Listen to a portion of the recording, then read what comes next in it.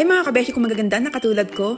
Char! So ngayon pala mga kabeshi ay gumawa ulit ako ng Basque burnt cheesecake. Nag-request ulit itong asawa ko at this time strawberry naman daw ang topping. Siyempre as maganda at ulirang asawa, hindi natin siya bibiguin. Charot! Sana pang hinihintay nyo mga kabeshi, samahan nyo ako para makita nyo kung paano ako gumawa ng napakasarap na Basque burnt cheesecake. So una mga kabeshi, ang unang gagawin natin is maglalagay tayo ng parchment paper dito sa ating baking pan at dapat 2 sheets siya.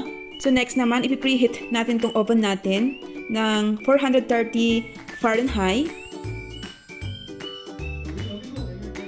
So 2 cream cheese ang ating gagamitin. And then syempre, ilalagay natin dito sa ating bowl. So ngayon naman, ibibit natin itong ating cream cheese. Mas maigi kung meron kang hand mixer pero wala tayo sa ngayon. So magtiis muna tayo dito sa spatula or whisk. So imimix lang natin ito until smooth and creamy. And then sa puntong ito, ilalagay na natin yung ating asukal, sugar in English. Charot! So dapat mga kabeshi, ilalagay natin yung ating asukal gradually, ganon.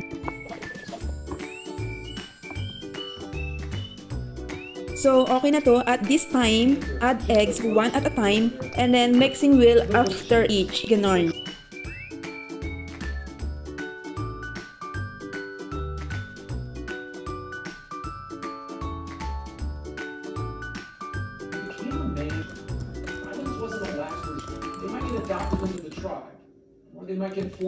So this time, maglalagay tayo ng asin para hindi ka malasin. Charot! At maglalagay din tayo ng vanilla extract para lalong umalimuyak yung ating binibake. Tapos ilagay na rin natin tong heavy cream.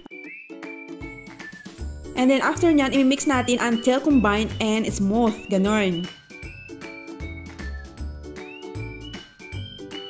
So next, maglalagay tayo ng flour. Tapos kailangan natin siyang salain. Tapos, ipo-fold natin ito gently with a spatula or whisk until just incorporated. Ganon. So, alam nyo ba mga kabeshi, kung napansin nyo, kung napanood nyo yung una kong subok sa pag-bake ng cheesecake is medyo nasunog siya. Pero okay naman yung naging lasa niya. Nagustuhan pa rin ng aking asawa. Creamy pa rin siya. So, anyway mga kabeshi, ilalagay na natin itong butter natin sa ating lined pan. So, dapat sasalain natin siya para yung kanyang outcome is smooth. So, this time mga kabeshi, imi-make sure ko na hindi na siya masusunog at babantayan ko ito ng maigi. Siyempre, dapat matuto na tayo sa una nating pagkakamali. Ganon. Daming alam.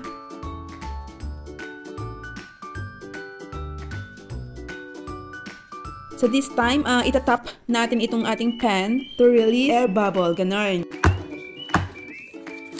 So ito na mga kabeshi, this is the exciting part. So ibibake na natin siya ng 430 Fahrenheit for 40 to 45 minutes or until the top is deep golden brown or almost burnt. So while our Basque burnt cheesecake is baking in the oven, let's prepare the toppings. So I'm using fresh strawberries to make it extra special mga kabeshi. So nahugasan ko na tong strawberries natin mga kabeshi. So tinanggal ko lang yung green tops, tapos yung puti dyan sa ilalim, tanggalin mo din yan, and then i-slice ko lang ito into 2.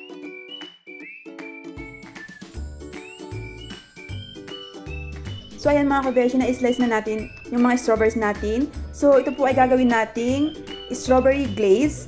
And kailangan po natin ng 2 cups ng strawberries. So dapat ito ay naka-slice na siya. So ayan mga kabeshi, nilagay ko na sa ating saucepan. Tapos maglalagay tayo ng asukal.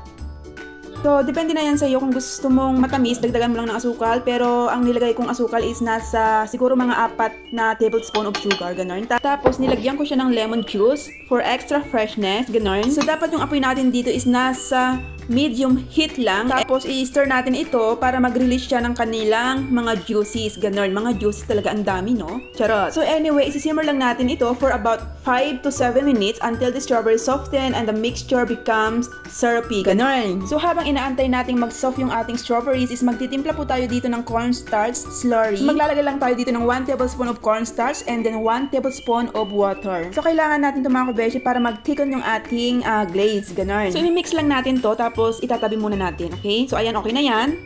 So i-check na natin itong strawberries natin dito kung kumusta na nga ba. So kung gusto nyo smoother yung ating glaze, dapat natin siyang i-mash or i-blend. Pero kung ayaw nyo naman, huwag nyo na siyang i-mash. Pero in my case, gusto kong mas smoother siya. So kaya minash-mash ko siya dyan. Sa puntong ito, ilalagay na natin yung ating cornstarch slurry. Tapos i-stir lang natin siya. And then just continue cooking for at least 1 to 2 minutes until the glaze thickens. Ganon. So kapag okay na yung ating strawberry glaze, i-cool down lang natin ito, tanggalin natin sa apoy, tapos palamigin na nga. Tapos habang lumalamig ito is lalo siyang lumalapot. So at this point mga kabeshi, okay na po yung ating cheesecake. O diba? Perfect yung kanyang color, hindi siya masyadong nasunog sa ibabaw. Yan yung gusto kong kulay ng aking Basque born cheesecake. So palamigin muna natin itong cheesecake sa ating pan to room temperature, ganun. So ngayon mga kabeshi, kung napansin nyo is medyo nag-collapse siya. Tapos nag-form siya ng cracks and that's normal mga kabeshi. So don't worry too much. It's just a normal. Charot!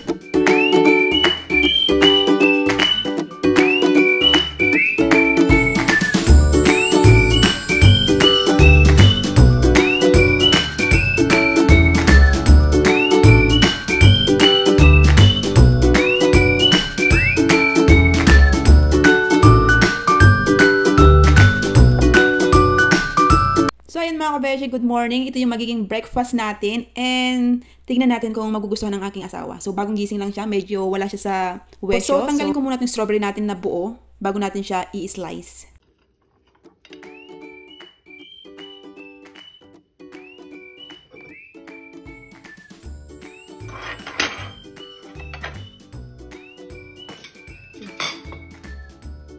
Delicious.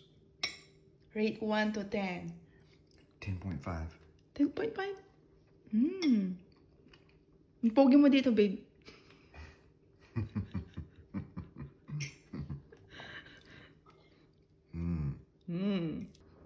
Syrup. My goodness. 2 seconds? Done? I need to have my coffee. Here your coffee.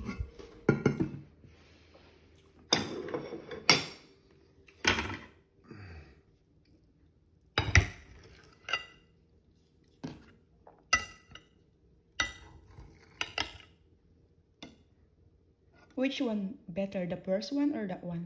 I think this one. Really? Yeah. Why? What is the difference?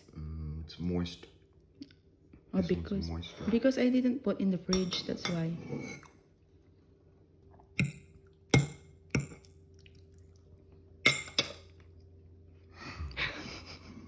Syrup. Well. Yeah, you can have another serving.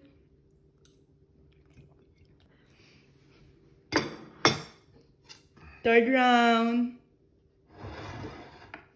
Babe, you're so pogi.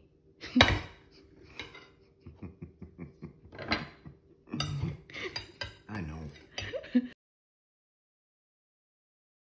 So ayan mga kabeshi, tapos na po ang ating Basque burnt cheesecake journey. And kitang-kita nyo naman kung paano nagustuhan ng aking poging asawa. And alam nyo ba mga kabeshi that I'm so happy that perfect siya this time. O diba, bongga? So if you enjoyed this, don't forget to like my video and follow for more. So hanggang dito na lamang mga kabeshi. See you for next one. Bye!